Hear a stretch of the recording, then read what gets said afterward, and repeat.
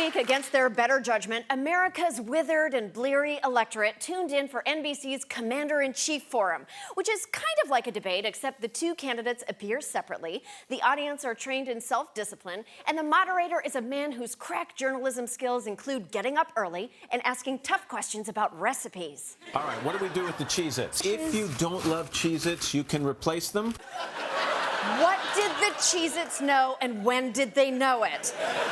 Each candidate got just 30 minutes, so Matt Lauer jumped right into the vital foreign policy and veterans issues facing our brave troops. Concerning your use of your personal email and server to communicate while you were Secretary of State. You were communicating on highly sensitive topics. Why wasn't it disqualifying? Some of the emails sent or received by you, and some of the emails you sent and received happened while you were overseas, Secretary Clinton's personal email accounts. Oh, come on, Matt. Do you really think there's an email smoking gun that the Inspector General, a House committee, the FBI, and 18 months of nonstop news coverage couldn't find that'll be magically uncovered by 7 minutes of questions from a human Splenda whose crowning journalistic triumph is having no idea where the fuck he is?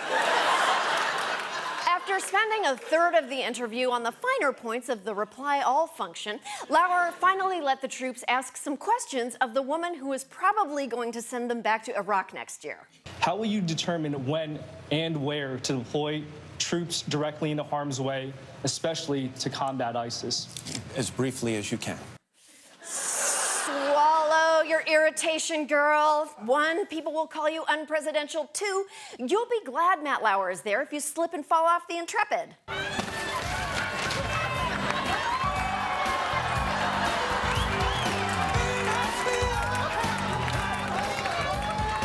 Is someone drowning?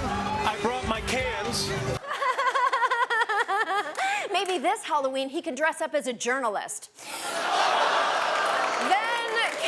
The main act. I bet the veterans have some things they'd like to ask a draft-dodging, Gold Star family insulting, war crimes advocating torture file whose worst Vietnam flashbacks involve scrambling for the last plane out of gonorrhea. Mr. Trump, I wanted to ask what your plan will be to stop 20 veterans a day from killing themselves.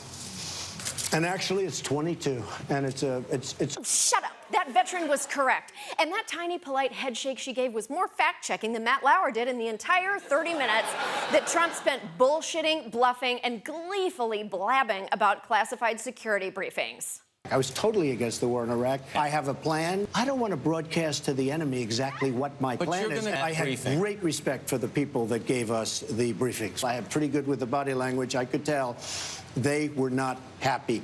That one's true. Trump is really good with body language, although he mainly reads it in Braille.